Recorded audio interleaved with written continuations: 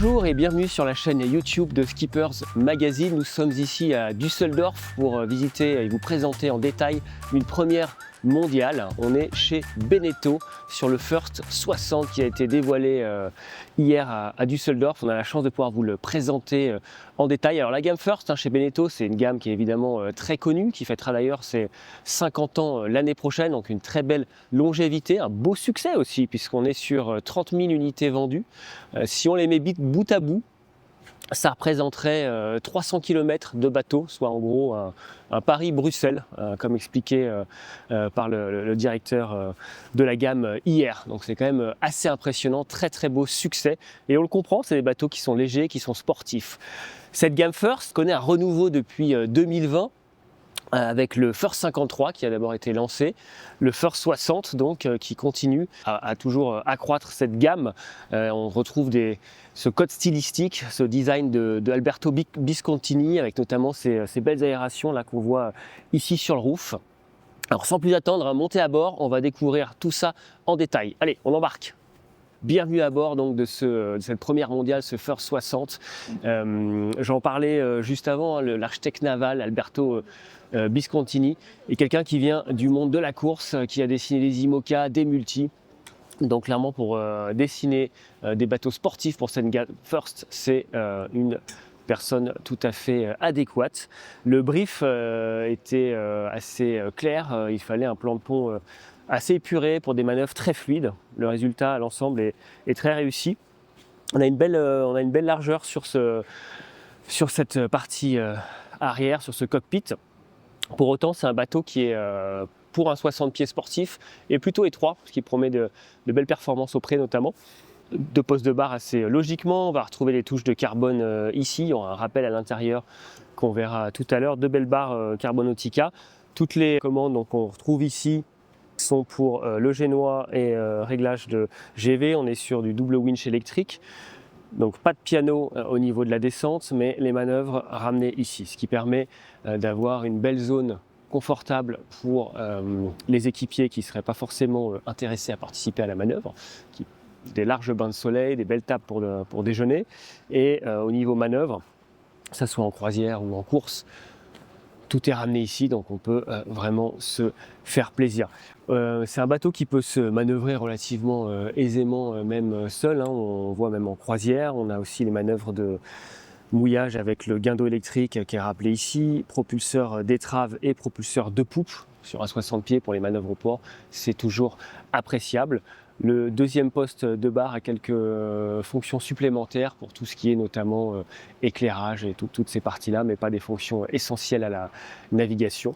On va retrouver deux traceurs de chaque côté, écran tactile assez classique sur cette gamme de bateaux. Alors une grosse nouveauté sur ce bateau est quelque chose qu'on ne trouve pas sur les bateaux de 60 pieds, qu'on va trouver beaucoup plus sur des yachts de taille beaucoup plus importante, c'est le winch électrique d'écoute de grand voile.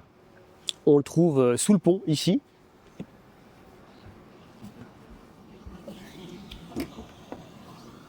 Voilà, le circuit d'écoute est assez court. Arken a donc développé cette solution spécifiquement pour ce First 60. Je le disais, c'est vraiment des solutions qu'on trouve normalement sur des bateaux à voile de taille bien supérieure. Donc sur un bateau de cette taille, ça n'existait pas sur le marché, c'est chose faite avec ce First 60. On parlait de la fluidité sur le pont. On va retrouver ici des bails à bout bien pratiques qui tombent juste au pied des winches. Et au niveau des manœuvres, on apprécie vraiment la place qu'on a ici pour manœuvrer tout autour des winches.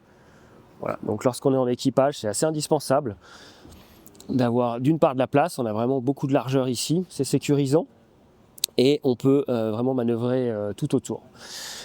Une fois de plus, toutes les manœuvres sont rapportées ici, on n'a rien au niveau de la descente, donc on a vraiment une zone arrière dédiée à la manœuvre et une zone ici dédiée au farniente principalement pour un bateau qui peut faire à la fois de la course ou de la croisière en famille, c'est toujours très apprécié. Deux belles tables à manger. Au niveau des teintes, on voit que c'est savamment travaillé, on a beaucoup de modernité. Au niveau du gréement, évidemment Macarbone. On a ici une baume canoë avec GV sur enrouleur. On retrouve assez naturellement un cale-pied pour barrer confortablement à la gîte. Ça, c'est assez classique. En revanche, ce qui est un peu plus rare, c'est ça. L'assise, elle aussi, dispose d'une fonction pour barrer à la gîte. J'en parlais, hein, ce First 60 est aussi pensé pour être manœuvré pas seulement en équipage en course, mais aussi avec un équipage réduit pour des jolies balades en croisière, en famille ou entre amis. Pour cela, il dispose d'une GV sur enrouleur, de winch électrique, d'un foc autovireur. Alors niveau plan de voilure, sur la version avec mât en aluminium, on a une grand voile de 105 mètres carrés, un génois de 84 mètres carrés et un code 0 de 155 mètres carrés.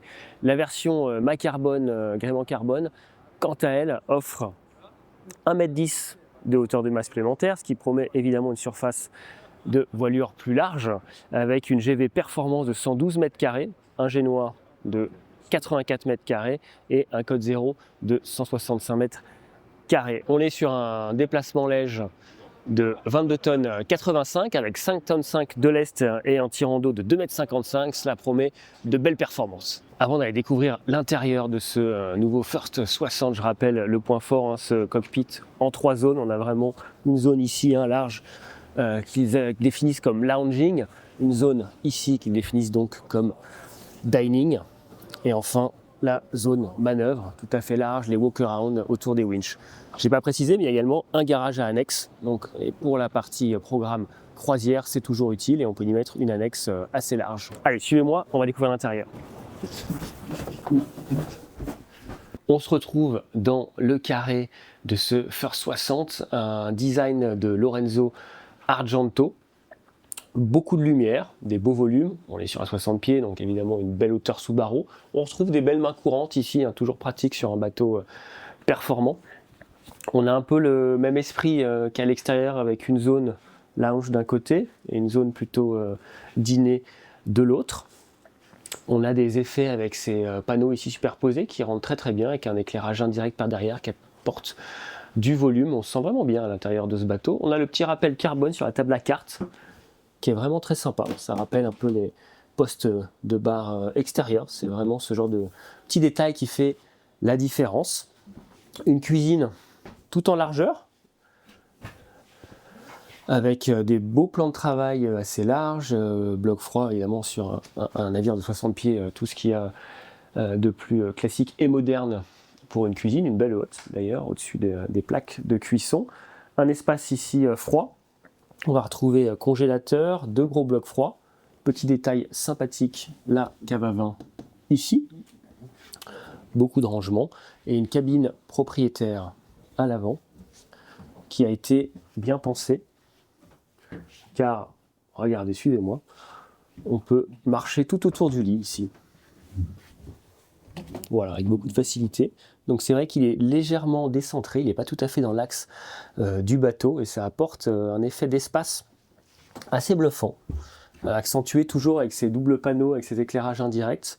On a ici aussi un joli décrochage sur ces parties bois juste en dessous du vaigrage qui apporte un effet vraiment moderne, chaleureux, une vraie réussite. Cette cabine propriétaire, une large salle de bain avec une grande douche,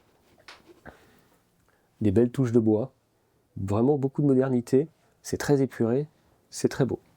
Alors ce qui est très bien avec ce design et ce lit légèrement décentré, c'est qu'on se retrouve du coup avec un dressing en quelque sorte, hein. On a des placards ici, des tiroirs pardon, qui sont vraiment très profonds, vous pouvez le constater, et sur toute la longueur de la cabine, on se retrouve vraiment avec ces espaces de rangement, de quoi partir en grande croisière sans problème.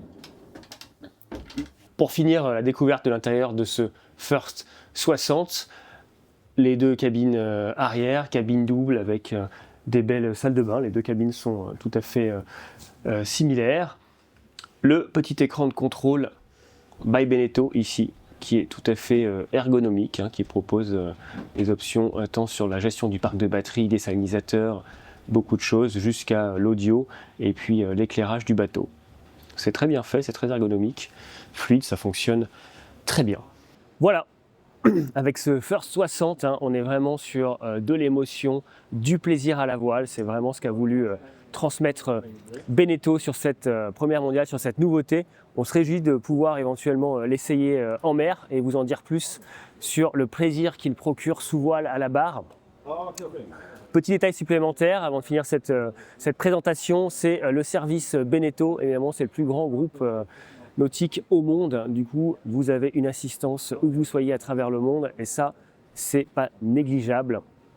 J'espère que cette vidéo vous a plu, cette présentation du Beneteau First 60 en première mondiale ici à Düsseldorf vous a plu. N'hésitez pas à nous suivre également sur notre compte Instagram, à poser vos questions en commentaire, on se fera un plaisir d'y répondre et moi je vous dis à bientôt.